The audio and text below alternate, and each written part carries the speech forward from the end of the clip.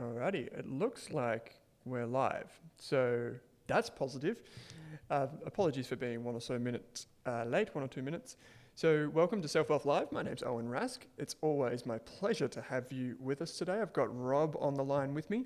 So if you've got any questions, you can fire them through in the live chat function. As always, I love the investing chat. Rob's here to support if you need to ask any questions about features or things like that might be coming up on the SelfWealth platform.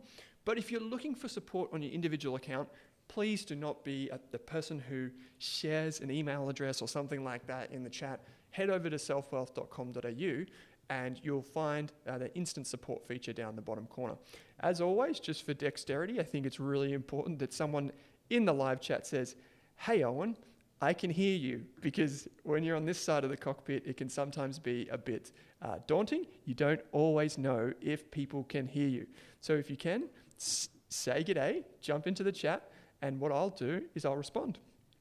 So today we're going to be talking about payments, and we're going to be talking about payments companies in general. So the key is understanding the ecosystem, the major players in the ecosystem, and basically how we can profit from it. And we're going to create a watch list of some of the really impressive companies in this space. So I'm going to create a list of, say, 5 companies, and then I'm going to hopefully lean on you guys for a bit more. Just an opportunity for you to share what you're finding really interesting in the space. If you're new to payments, don't worry. We have all been there. I was new to this once before, and it seems like a very steep learning curve. So what we're going to cover today is basically the landscape and how you can, I guess, conceptualize and bring it all together so you have a pretty decent understanding of how it all works. I'm not going to necessarily go into the nitty-gritty of every company. We're going to talk about from a higher level, then we're going to drop down into some of the individual verticals and how you can profit from them.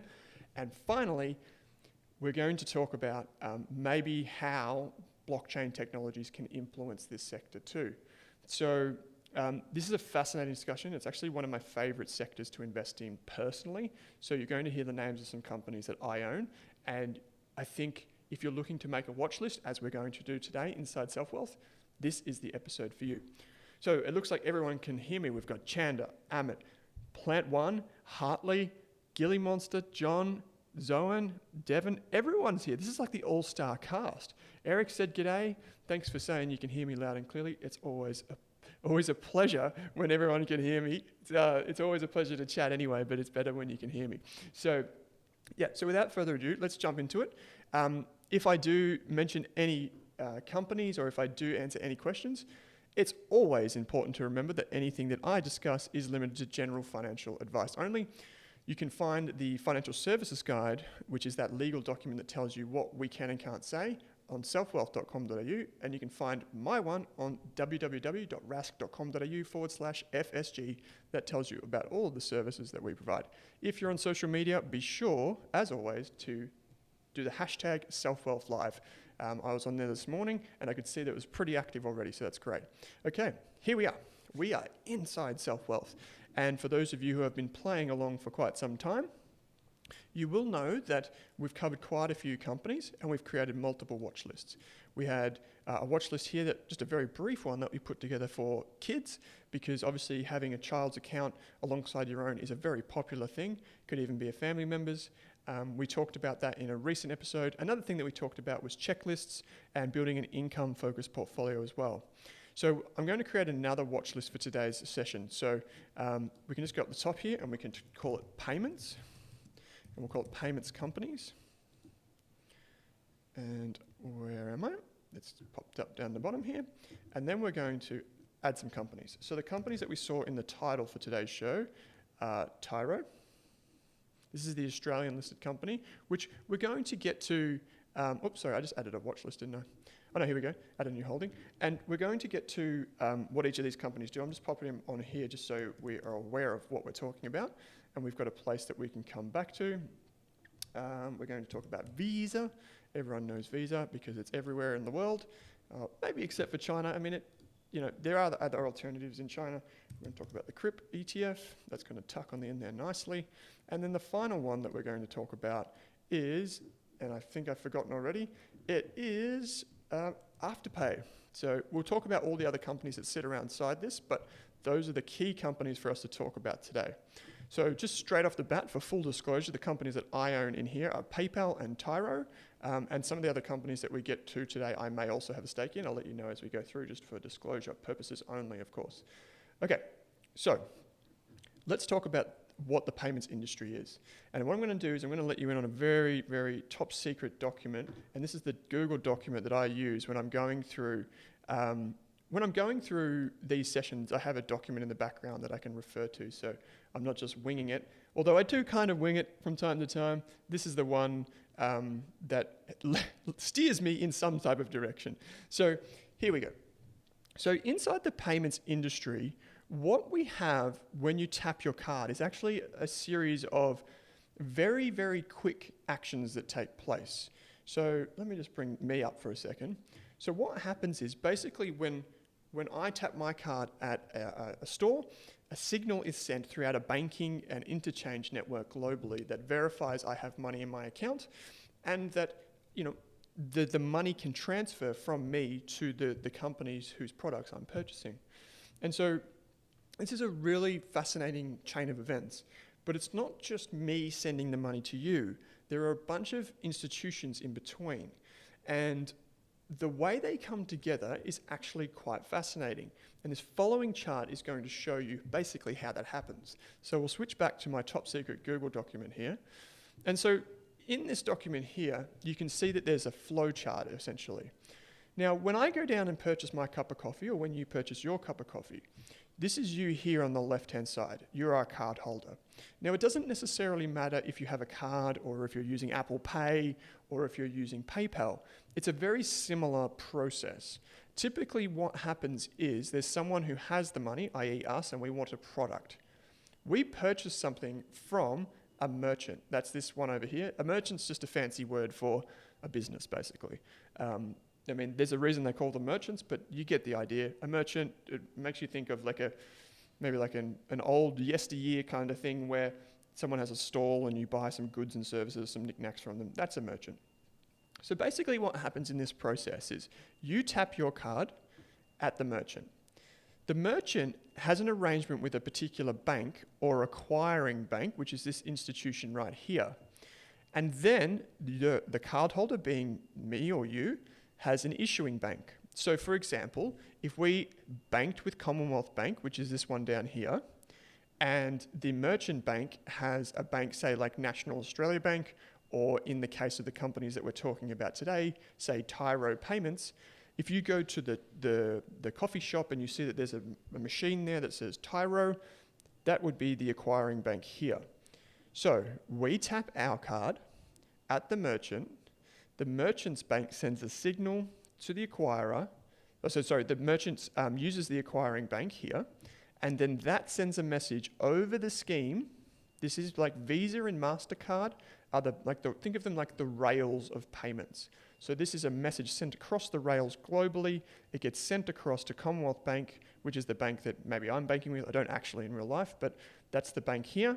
And then that sends a message back across the interchange network to the acquiring bank, which then sends at the point of sale, sends a message to say, approved, and there's my cup of coffee. And so here we have this ecosystem coming together, and there are 5 major pillars of this. We have the card holder, that's like me and you, and then we have the merchant, which is the business. The business chooses a bank, known as an acquiring bank or an acquirer. The scheme, MasterCard, Visa, etc. If you've ever heard wherever MasterCard is accepted or wherever, Visa, you remember the marketing slogans, I probably don't. So those are the organizations that sit in here. And then the issuing bank, which is the bank that has all the cards. And oftentimes you'll have your bank card. I'm holding my hand up, you probably can't see it in the top right-hand corner. But oftentimes you'll see in the top corner it says, of your bank card, it will say Visa or MasterCard.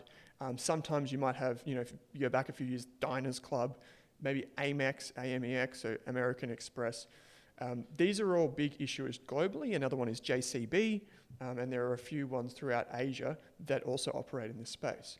Now, so I just want to clear this up again, just to show you basically how this comes together. So this process is basically it is 100% electronic, where in the past, we might just be here with maybe a pineapple, a $50 note, and we're paying for a meal at a restaurant, and we just hand them cash, they give us a receipt. This was, obviously a game changer when, I think it was in the 70s and 80s when Visa and MasterCard really took off and started to negotiate with banks and create the connections between banking systems. So this is a fascinating stuff. George says, "G'day, Owen." Hello, George. Great to have you with us. Alexander says, "Hi, Rob and everyone here. Wonderful to have you with us, Alexander." So really, really, really good to see you guys. And if you have any questions, be sure to drop them into the live chat. Love questions. If I'm going too fast, tell me, "Hey, Owen, this doesn't make sense. Explain this again." Or if I'm going too slow, tell me about that too. Just say, "Hey, Owen, speed it up. Let's get along with the companies." So let's get to it.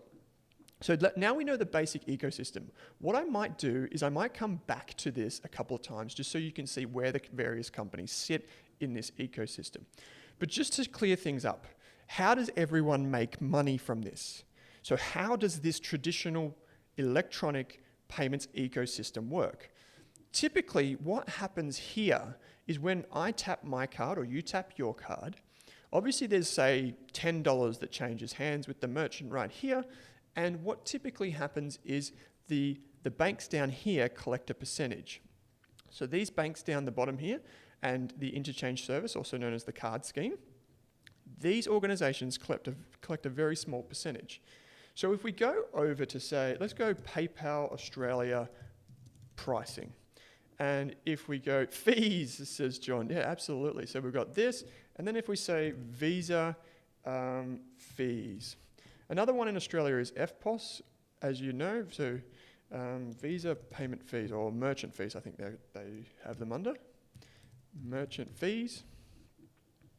Here we go. So we can see, if we come here, we can see what PayPal is offering for their solutions. One of the things that we know is, I think it might be this one, PayPal online cards. So we can see here that when you receive a domestic transaction using PayPal online card payment services, you would pay a percentage, right? If you have a checkout fee, so if we go PayPal, we go versus STRYP. So STRYP is one of another big global payments company, but it is private, so we can't invest in it, which is a bit of a pain in the backside, if you ask me, because I'd love to invest in it. So we can see the different companies here in this webpage, but you can see here the different companies. So PayPal charges a fee between 1.9 and 3.5%. STRYP charges a fee between, I think it's very comparable, to be honest. Someone from STRYP might say it's not, but yeah, here we go. So we've got 2.9% for STRYP, and we've got 2.2 or 2.3 for various transactions, and you get the point. So where do STRYP and where do PayPal and that sit? Well, PayPal kind of sit here. They still are an acquirer, and they still take payments, and they process across the card scheme, which I'll get to in just a minute. But if we look at the next step across, which is this one right here, this is the Visa and the MasterCard, and in Australia, FPOS network. And so if we look at Visa's fees, if we come down, we can see the different types of things that they charge for. We'll see if we've got terminal. We'll see if it's got it here. No, it doesn't have it here. Visa tends to take, off the top of my head, I cannot remember, someone will be able to tell me for sure, but I'm pretty sure Visa takes around about 0.3% plus typically a minimum payment. So the way it ultimately shakes out in this instance, so this is where Visa and all that are, let's say, just for very simple round figures, if I paid 1% here, so I paid $10 to the merchant, I see $10 disappear from my account, the merchant might get, say, let's just, for round figures, $9, which means that the $1 is shared here. Now, if I was going to just estimate, just off the top of my head, where these things would go, where does that $1 get split? The majority of it goes to this bank right here, the issuing bank. The majority of the $1 in fees that are captured by the payments network goes here, and the scheme gets probably the next biggest slice, but only slightly bigger than this company right here. And so the reality is that the issuing bank still collects a lot of the money, but every merchant basically wants an acquirer, which is like Tyro down here. So this would be like, if you were to run a small business, you might choose which terminal you use. You might choose to use Tyro if you're in person, or Square if you're in person. If you're online, you might use Stripe or PayPal in this instance. But the scheme almost always stays the same. And this, ladies and gentlemen, is why Visa and MasterCard are incredibly valuable companies. Because basically this network only comes together because of Visa and MasterCard. And that's why, so if we go back in here, and we go down to our watch list, g'day to everyone. G'day Ryan Carter, who says, hey Owen and everyone else, it's great to have you with us. Ryan, if you have any questions, mate, be sure to send them in. Pat too, good morning folks. Good morning / afternoon to you, Pat. I'm recording from Melbourne, so it's just gone afternoon. I always get on the SelfWealth Lives every week and I think to myself, oh, do I say good morning or good afternoon? I feel like I'm just coming out of the morning and it kind of catches me off guard. So if we come across to the stocks chart here, and what we all love to see when we look at a stock like this is Visa, by the way. Visa is the gorilla in this game. So Visa is the one that is the 800-pound gorilla in this space. And so if we look from bottom left to top right, don't we love to see a stock price chart that just goes like that? Like, look at this. Now, people use charting techniques to predict stock prices. I definitely do not. I just want to make that clear. I do not use charting to predict stock price, to predict my investing. But if you look at a company over a very, very long period of time, so we've got 10 years here, you can see that, you know, it's a very kind of stable trend when you consider how long of period of time that's been. So Visa is the easiest way that I can describe Visa is basically, if you think about the rails of global payments networks, Visa and MasterCard own the rails. So if you want to ride on it, or if you want to have a cart, like a PayPal, or a carriage, like a Square, you have to pay to use that railway. And so that is why Visa and MasterCard, which is trading under the ticker code MA, right here, if you want to do that, if you want to play the digital payments game, you have to play with one of these guys. The other one, I don't think we have it on here, which is JCB, is a one out of Asia, which is very popular. If you've traveled to China or you've traveled around Hong Kong or something like that, you will see them as well. Nora says, can you add MasterCard to the list, please? Yeah, sure. We'll add MasterCard in there. I'll do that right now. So we can go back into our watch list. Doop-be-doop-doop-doo. We'll go down the bottom and we'll go here. And we'll go MA, stands for MasterCard. So we've got that on our list. Now, I just want to quickly show you some of the things that you can expect from the different parties here. So we've got the card scheme here. Nora says Zip. Yep, I'll get to Zip because Zip's an interesting one. Nora, we have actually covered Zip in a few episodes ago. Jump back onto the SelfWealth YouTube page and you will see that we've covered Zip and we covered Afterpay a little bit, but I'll get to that in a sec. So we can check, actually, before I forget, you know what I'm going to do, Nora? I'm going to put it on because otherwise I'll forget. I'm one of those people that just tend to forget these things. So we've got it on there. There's our payments company list. If anyone has any others payment companies before the end of the show, please let me know. And if anyone wants to share their favorite payments company with us, I would love to know what you think that is. So please, I'll whack it on the list. Let's make it like a good established company. Tell us a little bit about it. Not something that's tiny and doesn't have revenue yet. Let's focus on actual companies. I'll just give that one caveat. So Alexander, you said, just off topic, I'm completely new and want to learn what would be some great ETFs to invest in for the long hold. I've come across IVV, VAS, VDHG, VEU, and NDQ. Hey, guess what, Alexander? We just did a bunch of episodes covering ETF investing. So go and check them out. We've done about 7 or 8 of these sessions now, and each of them are so valuable, particularly for new investors. Go and check them out, mate. They're fantastic. I mean, I'm so biased, but of course, they're great. Okay, so let's before we zoom into some more companies, let's zoom out really quickly. And I just want to show you how this industry shakes out. This is a report from McKinsey, which I got by just Googling global payments total market online, and I found this report. McKinsey are a consulting firm, very highly respected, and they had this report for the end of 2020, which is, it's a little bit old now, but it's not really that old. This is actually pretty valuable. So here we go. We can see the global payments revenue. So when you, just to clear things up for the beginners in the room, when you see global payments is worth $4 billion, or when you see retail industry worth $2 billion, or I don't know, IT services industry worth $8 billion. This is always something that confused me in the early days. What we're talking about typically is revenue earned by that industry. So revenue earned. So this is different to say, it's not like we're saying all of the payments done in all of the world equals $2 trillion in 2019. What we're saying is this is the revenue earned by that industry. So what do the companies that provide that service earn? Not what is the global payments ecosystem sending across the internet or sending across railways every day. And when I say railways, I mean Visa and MasterCard. So keep that in mind. We're talking about what the companies actually generate in revenue and report on their financial statements. So here we can see the global payments ecosystem in 2019 was worth, according to McKinsey, $2 billion. And they were estimating it was going to be $2.1 billion at the end of 2020. So yeah, it's a really interesting and massive market. And you can see how fast it has grown.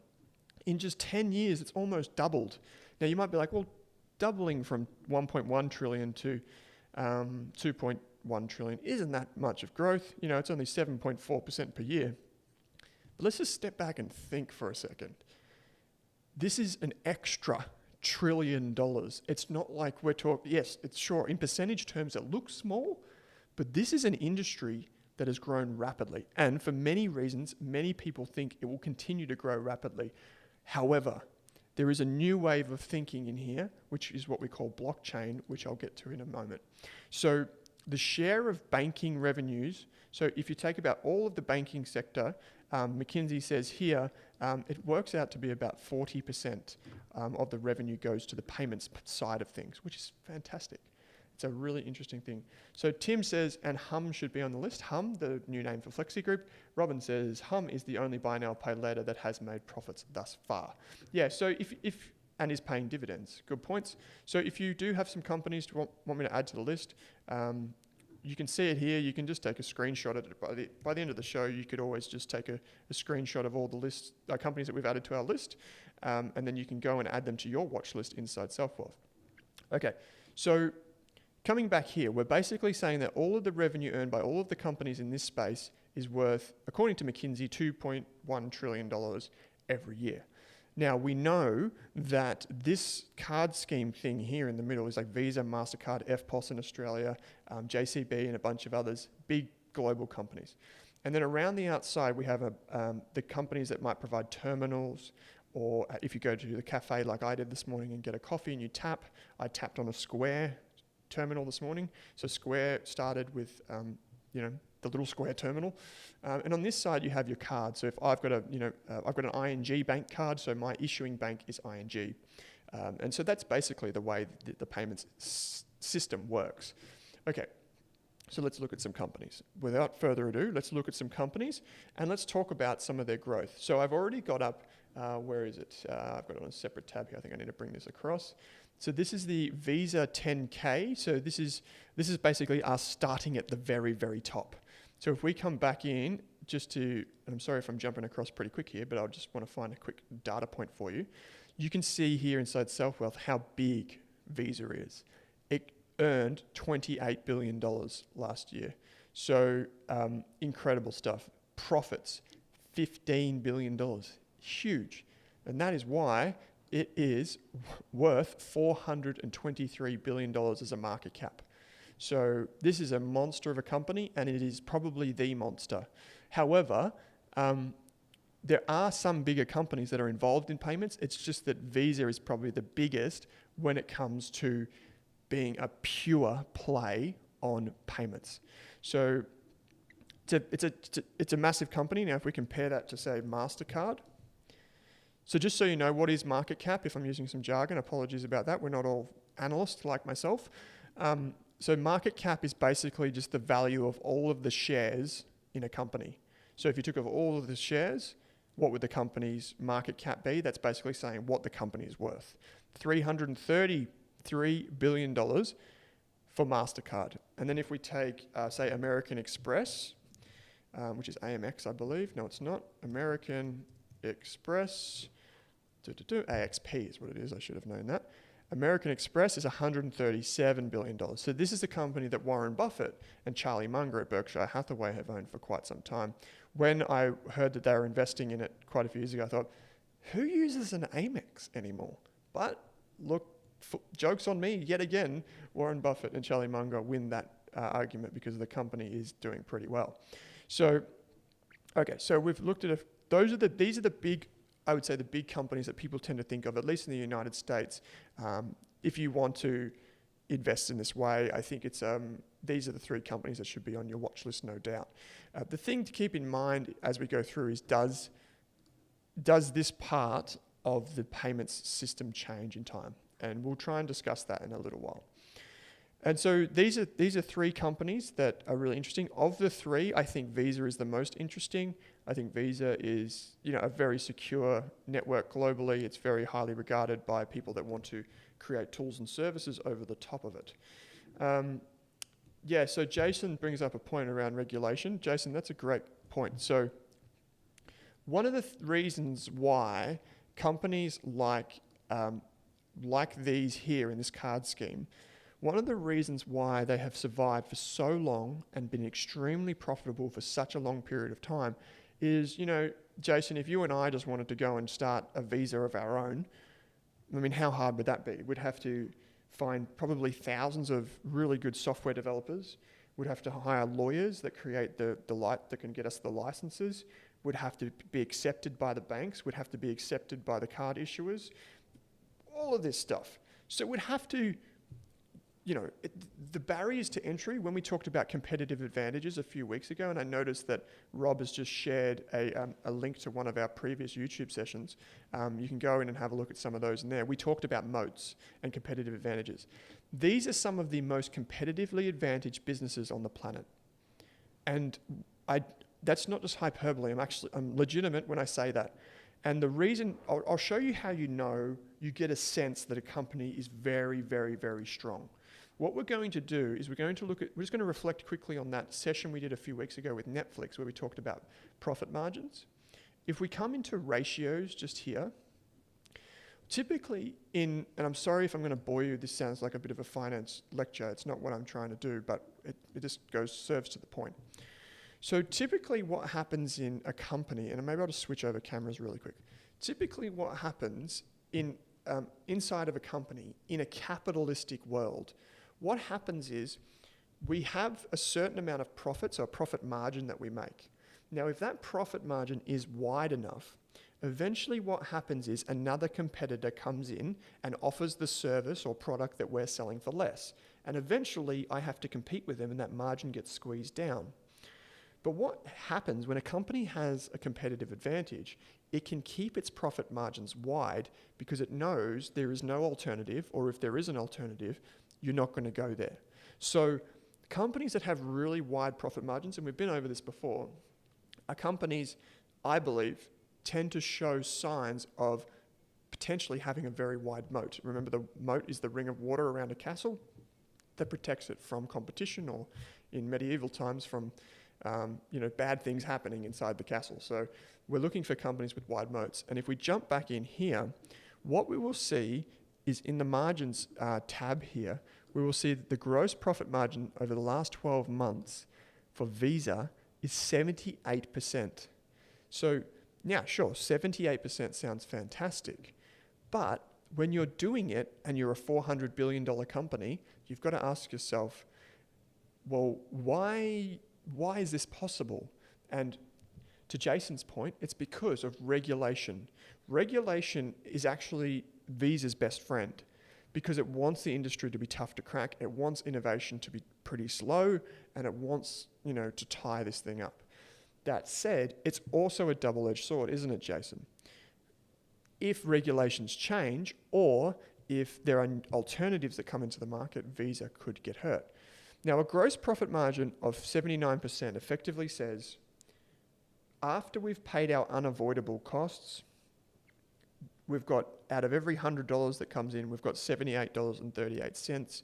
And from that $78.38, we'll pay for our marketing, we'll pay for our administration team, we'll pay for our sales team, and then we get rid of all those expenses, and then we go down to the net profit margin. And the net profit margin, and this is where Visa is incredible, a 51% net profit margin. That is unbelievable. You know, it boggles the mind to think that companies can get so big and still have a 51% net profit margin. Now, if we drop right down the bottom here, we will see that gross margin over the last 5 years has averaged over 80%. Net profit margin over 5 years has averaged 48%. And we look in here, free cash flow, which we haven't really touched on in the SelfWealth Live sessions. Free cash flow, which is what I use when I value companies using a discounted cash flow analysis, to see that free cash flow as a percentage of revenue is 48% is just, I can't even think of a company that comes close to that. We're going to talk about one company that I own in a minute that has about half of that. And even then, I think that's incredible. So 48% is, wow. Anyway, so we have, this is the beast, as I said, the gorilla in this game. It is dominating everything and everyone. Then you've obviously got MasterCard, which is similar in terms of its business model. And it's a really interesting business. You know, you can still see here, you've got net profit margin of 45%, so nearly as good. Average net profit margin of 41%, free cash flow to revenue margin of 34%. Still good, and still exceptional, but not as exceptional as Visa. And you know what's even more impressive here, guys, is that the company can do this, can generate these types of profit margins, right, while also growing extremely fast. Average growth rate over the past 5 years is 9.6%. And you might be thinking, well, 9.6% isn't that strong. Keep in mind, we've gone through COVID. Keep in mind, this is a $400+ billion company. Keep in mind, for every extra 1% that Visa brings in, it's keeping over 80 cents of that dollar that comes in the door. Incredible. So, Rito just says, what about first data payment services? Yeah, first data payment services, interesting. Hey, I'd love to know, Rito, what you think about it. Can you chuck in just a brief overview of what Rito does? Sorry, not Rito, first data does, Rito, and then I'll add it to the list. If you just tell me just quickly what it does. Robin said, wondering what is the reason for the recent dip with PayPal? So that's a great question. We'll get to PayPal now, maybe. So we've discovered Visa and we've discovered MasterCard. If you want to learn more about Visa, jump into the 10K. This is like the USA's version of an annual report. And it goes through and it talks about all of the different things you want to know, risk factors, all that sort of stuff. You can just chuck that in there. Yeah, great reminder from Rob here just to say any of the questions that I answer in this session are limited to general financial advice only. Even if I answer a question on a company, I'm not giving anyone specific advice because that's not what we can do. You'd have to see a licensed financial planner for that. So Amit says, what about Square payments? Yeah, so we can do both of those. But just on the 10K here, this is basically, if you're an analyst and you're the type of person who likes to get into the weeds, or you're just an investor that loves to learn about companies, which I do, you can read this. It might seem really boring, but if it's an opportunity to discover a brilliant business, this is the way that you learn about it. You read through basically the first 50 pages of this. Yes, it looks gross. Yes, there are very slim margins on these pages, but it's really, really valuable, juicy stuff. And one thing that I prefer from US companies versus Australian companies, US companies actually have to tell you what the risks are. They have to tell you who are the competitors. They have to tell you how things could go wrong. Where the Australian companies are just like, yeah, we've got risks, but basically just invest in us. And so you get a really one-sided take on things. Okay, so let's jump down. So Rito says, First Data is similar to Tyro and provides payment services. It has an ATM network for credit unions and some banks, and also has terminals. Absolutely it does. And you do see this around. I don't think, why can't we add this? Let's just have a quick Google. First Data stock. I think, is First Data owned by the big European company? Yeah, Fiserv. Here we go. So we'll add Fiserv to the list. So here we go. We've got Fiserv. Let's have a quick look at the margins because I'm not overly familiar with Fiserv. Righto, so let's have a look here. So we've got net profit margin average of 11%, a gross profit margin average of 47%. Let's look at growth rates. Revenue growing at about 10% a year. So great. Let's chuck that on the list. If we wanted to learn more, we could go to the overview tab, have a look at the different services that it provides here. Let's add it to the list. I'm always interested in payments companies, so let's chuck this on our payments companies watch list. Doop-be-doop-doop-doo. Here we go. And we have Fiserv. Bang, there it is. So we've got it all on there. We've got plenty of companies on there. Let's talk about the next step. So we've just talked in our chart thing, we've just talked about this. Now let's talk about these companies right here. So one of the companies that Amit brought up was Square. Square Inc. So Square, if we go to this page here, has a fascinating business model, which I find it fascinating anyhow. And Square effectively provides everything that a small business could want. Now, so you see this little terminal here on the right-hand side. That's their point of sale service. So this is where it's called POS for short.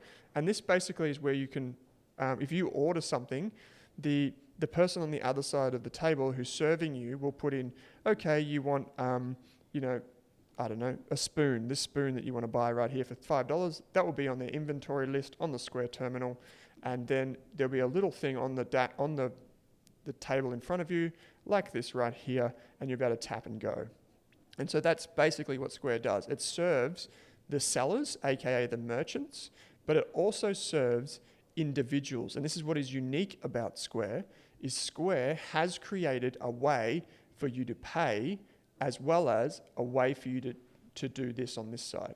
So it's basically taken the idea that people want to have a better payment solution. So they want to be able to store their cards in the Cash app. That's what it's called, the Square Cash app. And on the other side of the table, they also work for the merchant. So their role in this situation is they're trying to become everything around the outside. So on this page here, they're trying to become everything from here right up and around. At least that's my interpretation of it. They're probably not going to be this thing here in the middle, at least not anytime soon, but they're going to try and control this ecosystem. And to the extent that you can have you can use a Square device here, like a mobile phone app or something like that, like the Cash app, and you can pay money to the merchant instantly rather than going through this network. I believe longer term what they want to do is they want to create an ecosystem where if the merchant has a Square terminal and you have a Square app, you don't need to worry about all this stuff down bottom. It can just instantly do payments. And that's a very tricky thing to do, but I would imagine they just want to control this ecosystem very closely. So Square is a really interesting business. And while it is a business that is sustainable, it hasn't yet reached maturity, I would say. And so this is a really, really interesting one. So Square also, and this comes to Amit's point right now, he says, any crypto payments companies. Yeah, this is where we're going now, Amit. So we're starting to talk about this now. So Square in the United States allows you to invest in things like Bitcoin. It also allows you to invest in things like stocks. You can actually, inside your app, you can have those assets. So you could have Bitcoin, you could have your share trading account, I believe, or something like that. And you can kind of have this all-in-one super app is what it's commonly referred to. And so you can see here the business has generated $17 billion of revenue. If we go into financials and we go to revenue over time, we can see that Square is firmly in this phase of rapid growth. Now, if we drop down to net income or net profit, so net income is just the American version for us saying net profit. And we can see here that the net profit, although it is going positive, it hasn't yet kind of hit that inflection point. You can see it's kind of up and it's starting to tick up, but this business probably has a long way to go. So there's a question here, and this is where we're bringing it all together, guys. We're bringing this all together.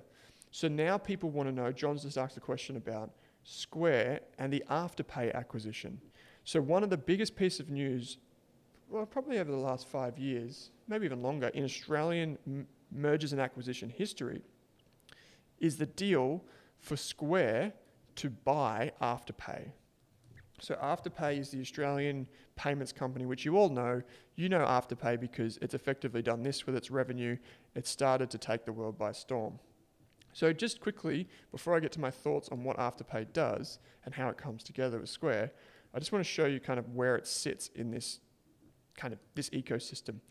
So basically, my understanding, my interpretation of this, and I could be wrong, is you download the Afterpay app here on the left, right?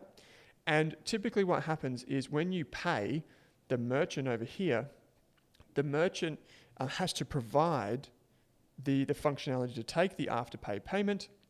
And what happens is the merchant pays Afterpay.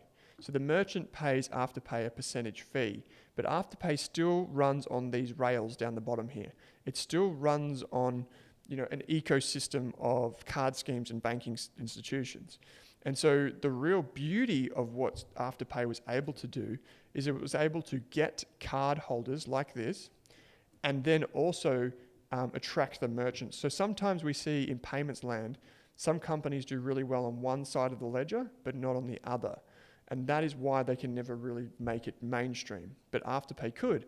It convinced enough card holders or Afterpay app users and merchant users to come on board. And that is why it has been an outstanding success story.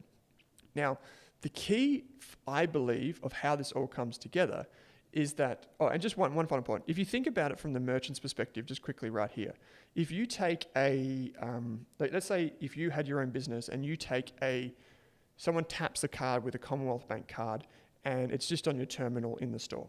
No Afterpay, no buy now, pay later, no nothing like that. It's just a straight up card transaction. If I was the business owner, or you sold me a $10 t-shirt, for example, I'd probably only pay 1% to all of these guys down the bottom here.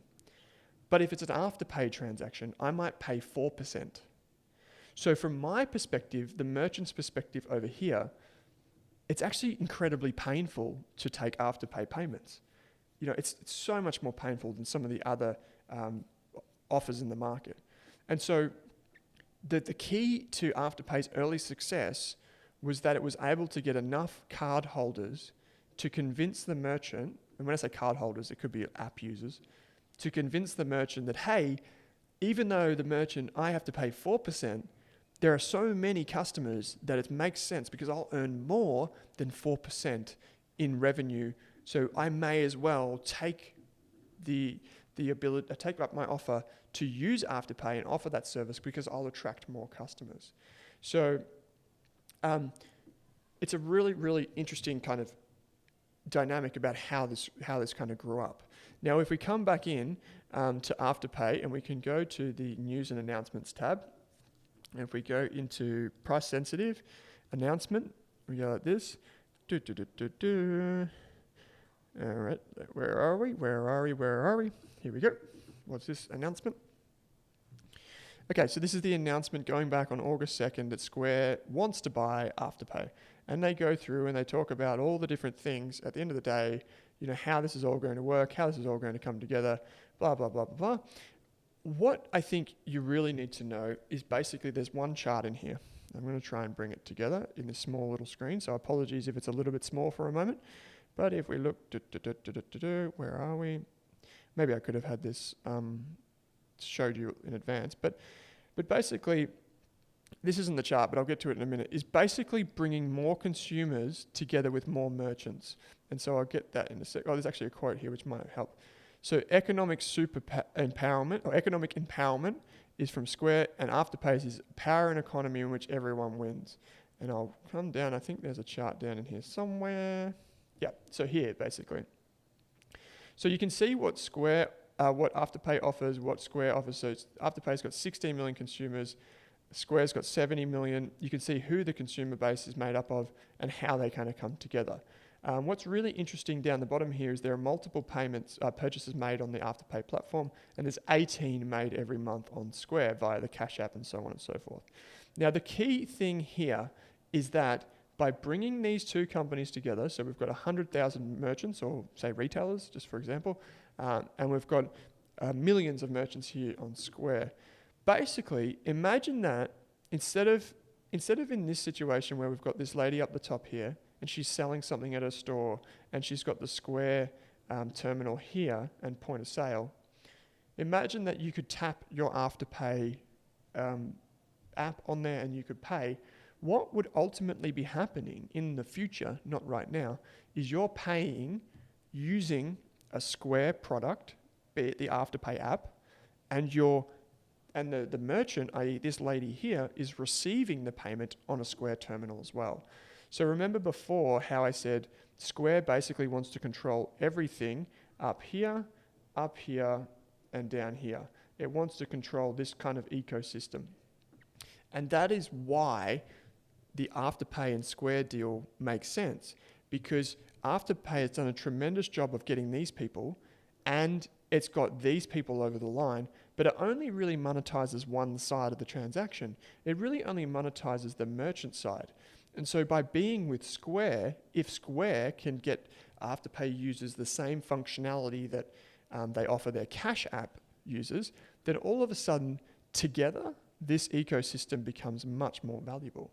And so that's why we end up with a deal, even though it is extremely expensive from a valuation perspective. Let's see if we've got the valuation here. They probably don't talk about it in there, to be honest. They probably don't want everyone to know how much they're paying. So let's have a look. I think, yeah. So the deal was approximately $29 billion or 39 billion Aussie dollars at the time it was announced. So that's a humongous deal. And people were like, that's outrageous. How can it be such an expensive acquisition?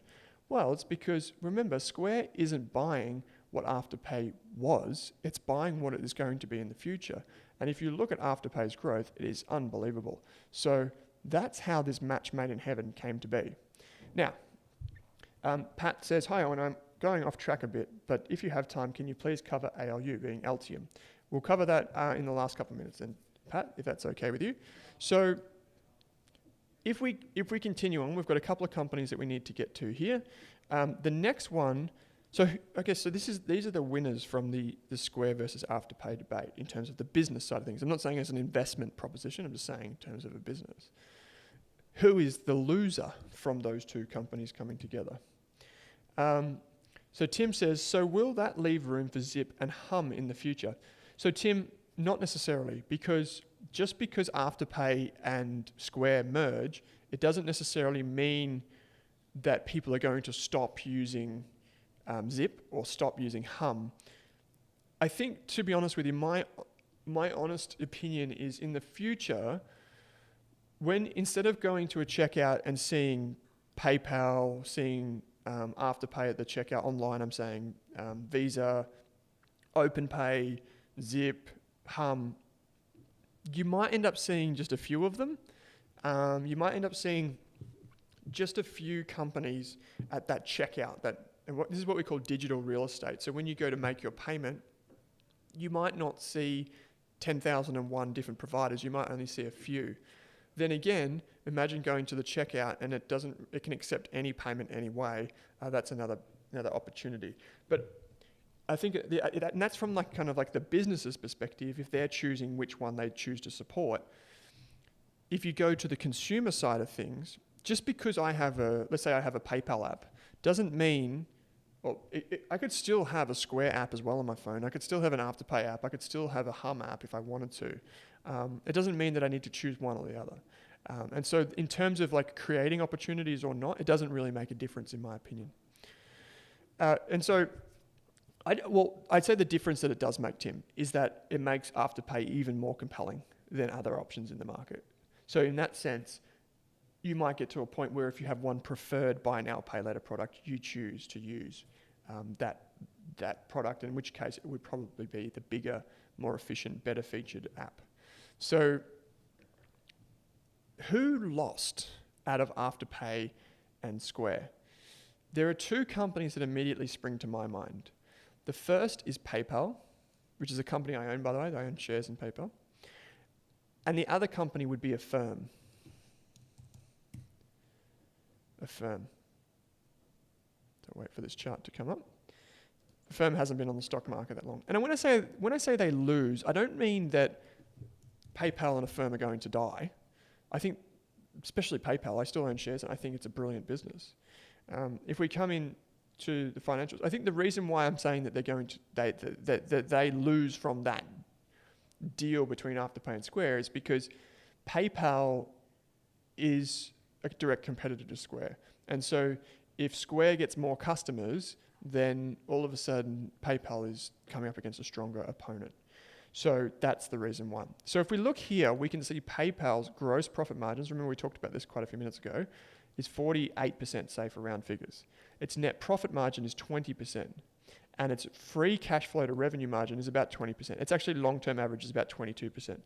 So Ben says, this is great info. Thanks, Owen. No worries, Ben. You're very welcome. I think you follow me on Twitter, Ben. Always good to see you, mate. So free operating cash flow. So this number here, what this tells you guys is basically how good of a job does the company do in turning what it earns in sales or revenue into cash flow that it can keep. So keeping 22%. And you might remember before that Visa had like 48%, which is probably the highest I've seen anywhere in the world. And then here we've got PayPal at 22%. So one of the reasons that I invested in PayPal was because it was so profitable. And if we go back to financials, we can see how quick its revenue has grown over the years. And that's because it's added more users, it's entered more markets. But one of the things to keep in mind, one of the weaknesses, this is comparing the profit over time, one of the weaknesses of, I'm going to be honest with you, of PayPal is that it actually seems in some ways to be playing catch up a little bit with Square. So PayPal's just rolled out its buy now, pay later offering, which is basically free in Australia. So if you have a business and you want to offer PayPal buy now, pay later, it's basically free, which when you think about the ecosystem here, we went back and we talked about Afterpay earning 4% from merchants. PayPal saying, well, we'll do it for free. But the difference is, PayPal maybe doesn't have that mass brand appeal. Although it has millions of users of PayPal checkouts and that sort of stuff, maybe it doesn't have that use case. Okay, so PayPal, like Square, also allows people in certain countries to pay using cryptocurrency. So it allows users to pay with Bitcoin. And what PayPal does is PayPal goes, okay, Owen, you are a user of PayPal app, you have some Bitcoin in your account and you want to pay for something in Australia, but you want to use your Bitcoin to do it. We'll do the transaction, we'll change it from Bitcoin to Australian dollars and you can pay for your t-shirt that you've just bought. Or if you want to do a global transfer, we can handle that as well. So basically, no matter what type of way you want to pay, whether it's fiat or whether it's a digital currency, you can do that through PayPal. And so that's where all of these companies are trying to go in the future. And it's a really interesting dynamic at play. And I just wanted to bring this up. But PayPal, keep in mind, ladies and gentlemen, if you don't know it too well, it's fallen a bit recently, maybe because of some of the industry headwinds and maybe because of the deal with Pinterest, which was rumored to go ahead, which they've denied. There was a rumor that PayPal was going to buy the $50 billion company called Pinterest, which is another company I own, full disclosure. That didn't go ahead. And we've seen some weakness as countries and people around the world have gone out of lockdown. They haven't had to use the payment services as much. They could return to using a bit of cash. And so this is a massive company, market cap of $235 billion. If we compare that to its direct rival, which is Square, we can see $103 billion. So fantastic, two fantastic business models to keep on your watch list. Now, I mentioned cryptocurrencies here. Now, before I get to cryptocurrencies, the last Australian example that I want to bring up is a company called Tyro, a company that I own shares in, by the way. So Tyro sits basically in this ecosystem. Tyro sits here. So this is where it sits. And what Tyro is now trying to do, it's one of the biggest non-bank, remember that phrase, non-bank providers of payment terminals in Australia. So that's here, right? What Tyro is now trying to do is basically say, okay, we want to take your payments for you, but we're going to use that data. So we're going to monitor how much you're getting paid, and we're also going to offer you loans. So we're going to do your banking for you. So you can open a Tyro bank account. I can't remember who it was, but someone in the chat earlier on said they used Tyro and said they had a good experience with it. So that's fantastic to know. If you do use Tyro, here we go. So Ryan said earlier on, I have a retail store and we use Tyro. I love them because they're cheaper than the big banks and very versatile in the cards they offer. Yeah. So I'm imagining everyone here has been to the doctors before. So Amit just says Square has just announced the white paper for their crypto decentralized exchange. Fantastic stuff. Righto says we also use Tyro. So Tyro is a very simple solution. And if you've ever been to the doctor and you've had to do, that thing how they say, okay, we're going to bulk bill you, but you've got some out-of-pocket expense. It's $50 and you'll get $37.50 back from the government. And then you put your card in, you pay $50, and then they go, okay, that's been processed. And then they're like, okay, I just need your card again because we're going to do the process. And then I'll just switch cameras here. And then you put your card in and you put your PIN code back in again. And then they go, okay, that's been put back on your card. That process was actually designed and invented by Tyro. And that's why Tyro is basically now, thanks to some acquisitions, the only player in that space. So you can get your Medicare rebate in, I think it's 12 seconds into your bank account. Yeah, so Rido says Medicare plus credit card processing. Yeah, that's Tyro. Great point. Okay, so that's Tyro. It's a fascinating business. By the way, guys, I've been very positive in describing how this ecosystem comes together, but they all have their weaknesses. So keep that in mind. And one of the big weaknesses that I'm going to explore very briefly with you, is the changing of what could happen in this space right here. And this is where, and my ideas here aren't fully formed, so I'm going to just caveat that. I don't know if this is going to happen for sure, but basically we've all heard of blockchain technologies. And one of the most recent ETFs on the market, at least on the ASX, is the Crypto Innovators Etf. There was an earlier ETF that has been launched by ETF Securities, which is the fintech and blockchain ETF, which is a fantastic ETF as well. We've got two ETFs basically in Australia so far. So we've got the Crypto Innovators from BetaShares and we've got the fintech and blockchain ETF from ETF Securities. I'm just going to use this company as an example because it relates back to something that we talked about last week. So inside this ETF, we can see that there are some companies. And one of the companies is Coinbase, which we talked about last week. In last week's SelfWealth live session, please go back and watch that. We talked about Coinbase.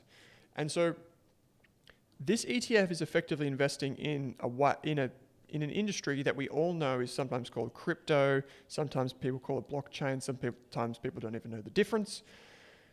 But the reality is inside some of the cryptocurrency market, there are some cryptocurrencies that work well for payments. So let's imagine that instead of sending money overseas, this is a very simple thing because it shows you what would happen in Australia. But if you wanted to send money overseas, you basically have to extend a whole nother flow chart to this flow chart. And what happens is, from a user's perspective, so say from this person's perspective up here, you end up sending money to, say, your family in India or your family in Europe, and you get slugged $25 and it takes 2 weeks, and there's all this type of rigmarole. We have staff overseas, and when I have to pay them, it sometimes costs me $40 plus the FX, plus this, plus that. And I'm just thinking, geez, this is so much easier. Cryptocurrencies and blockchain technology in particular, I'm going to say blockchain technology, that's how I should say it, has the potential to disrupt this part of the ecosystem, I believe.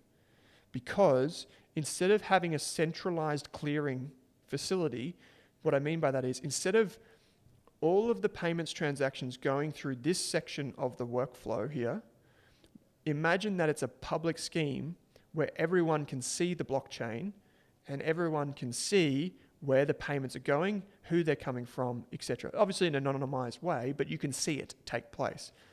Now that is the opportunity for blockchain to change the way we do things here. And there already are some companies that are experimenting with this. And you could probably find out which cryptocurrencies they are. Now, I just want to make one final thing clear. I know we're going over time. We'll be done in the next 5 minutes. I do not invest in any cryptocurrencies. So just if you're wondering what I do with my money, I don't invest in any cryptocurrencies yet. And that's because I don't know enough about how this world is going to shake out to know for certain the way that this is going to, influence our payments industry.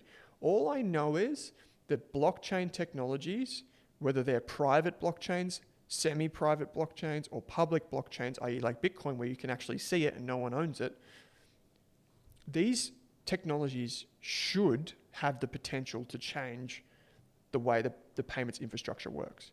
Because you shouldn't have to pay $30 to send money to your cousin Jeffrey in Italy. You should be able to do it instantly, just like you can send an email to them, and you should be able to do it with very low cost. And there are some cryptocurrencies that purport to be able to do that. And so that is basically, I think, a challenge for incumbents. So it's a challenge for not necessarily the Squares of the world, because they'll just run over the top, but maybe it's a challenge for Visa, maybe it's a challenge for MasterCard, maybe it's a challenge for some of the big payments companies that we come across. Now, if you want to invest in blockchain technologies, that's a totally different thing. Personally, it's extremely high risk because we don't know. Honestly, I've searched the internet, and the best thing that I can come up with, if you're really interested, is the MIT, it is the OpenCourseWare Blockchain Technologies course. And this is a course run by MIT, and it is a free course that you can do online. It's run by one of I think he's now the head of the Securities and Investment Exchange. It's a free course from MIT, obviously the world's leading technology university. So you can go on there. I'm working my way through that course, and that's probably the best thing that I've come across to explain how this could change. But what I do know for sure is that what some people say about cryptocurrencies is a lot of fluff, and what actually happens in the long term, we don't know for sure yet. So I know that they're going to have some role, I just don't know what it is, and I don't know how many people know for certain what that's going to be. So that's just my kind of overview. So let's just recap, and I've got to be a bit quick here because we've run over time, but we know that the way the payment system works. We know how much it's worth. We know it's grown pretty strong, and we know that more people are choosing to pay digitally, choosing to pay online, choosing to pay. I'd rather, instead of just getting my Coles delivery, instead of going to Coles and doing my shopping, I'm happy to pay it online, do a subscription. People are still paying, but it just means that there's going to be less cash in the system and more digital payments.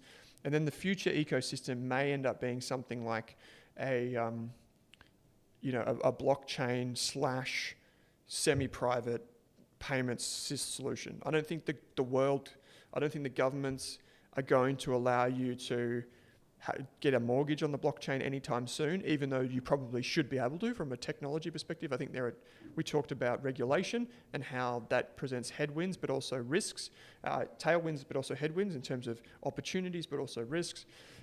We talked about a bunch of different business models and how companies clip the ticket as they go through. So the Visa clips the ticket no matter where the money is being handled. If you have a Visa or MasterCard, pardon me, they're making some money from that. If you pay through a Square terminal, Square's collecting some money from that. If you have a Tyro terminal, Tyro's making some money out of that. The issuing bank, so if you have a Commonwealth Bank card, they're making some money out of that. All of these companies are making money from this. The key, I think, is that you want to identify companies that are really innovative in this space, but also at scale. Many companies in the payments ecosystem never get to a size where they can make a profit because it takes a long time to get there. So this is basically the payments ecosystem 101. We probably touched on 102 there. So Cool Guy says, RBA doesn't like crypto, probably can't make enough money from it yet. Yeah, potentially. So what I would say, just as one final caveat on this, guys, is that, in my opinion, it's all well and good to have some exposure to companies involved in cryptocurrencies, but I think it's a different conversation if you think about it as a pure investment case. I think it's a different ecosystem, and I think you need to be aware of the heightened risks of investing in that space. But as it relates to the payments industry, I think it's a pretty exciting thing. I don't know how people are going to make money in the currencies themselves other than through supporting the miners of the cryptocurrencies. I think it's a fascinating industry, and it's an industry that has grown fast, is super important. And in the next 5 to 10 years, we're going to see some really exciting developments. I've named a bunch of companies here that are basically in the driver's seat of where we go next as a developed market for payments. Each of these companies deserve a lot more research because many of them have risks and many of them are businesses that are still growing and are still figuring out their place in the industry. So go away, do some extra research, think about how the world is changing. When you go down to the cafe this afternoon, please, or tomorrow morning, see which terminal they're using. Are they using a Tyro terminal? Are they using a SmartPay terminal, which is a company I own shares in and I really like? Are they using some other types of business? Cool guy says, I don't see it going away as in crypto anytime soon. I agree with you. I don't see cryptocurrencies going away either. I think cryptocurrencies and the blockchain, more importantly, various types of blockchains are here to stay because I think it's a really efficient use of infrastructure. Anyway, so there was one more question which I'll answer just on the video here, which came through just talking about Altium. Altium is the Australian printed circuit board company, PCB, printed circuit boards. They're the things that go into, if I can move this around, they go into these recorders, they go into this microphone, they go into these Apple AirPods, and they're the little pieces of silicon that go in there. And you design them using Altium software. Altium had its AGM last week. I think it was a pretty long-winded AGM, but I also found it pretty helpful. The business came out and reported a decent outlook. So pretty promising. And we saw, if I just jump back quickly, just to the other side, we'll come in here and we can see Altium. We can see the share price chart over time. Over the last, say, month, the shares have come back a bit, which is really impressive, and I'm a happy shareholder as a result. But again, another company that isn't, immune to risks. So, but a great Australian company. So, all right, wonderful. Well, that brings us basically to the end of the session. Please don't forget that if you are interested in investing in ETFs, SelfWealth have this tremendous promotion where you can buy or you can invest in an ETF and you don't have to pay brokerage until the end of the year. So if you're thinking about dollar cost averaging into an ETF, why not do it when it's free?